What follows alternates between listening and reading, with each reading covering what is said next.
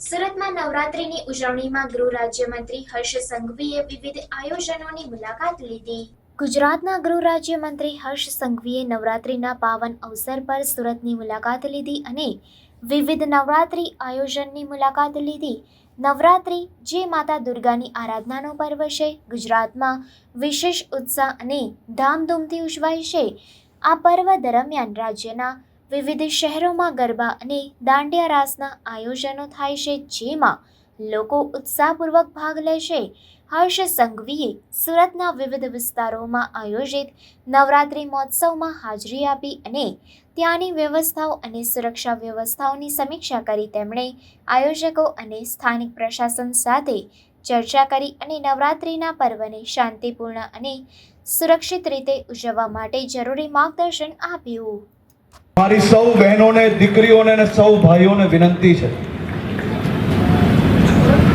નવરાત્રિ આપણી આસ્થાનું કેન્દ્ર છે। નવરાત્રિના તહેવારો પર અને નવરાત્રિના પર્વમાં મા અંબાની ભક્તિમાં જ્યારે આપણે સૌ લોકો રંગાઈ જતા હોઈએ ત્યારે આપણા પર્વને કોઈ બદનામ કરે એવું કામ નહીં કરતા। તમે તમારા માતા પિતા બધા જ તમારી ઉપર વિશ્વાસ રાખીને તમને સૌને છૂટ આપે છે।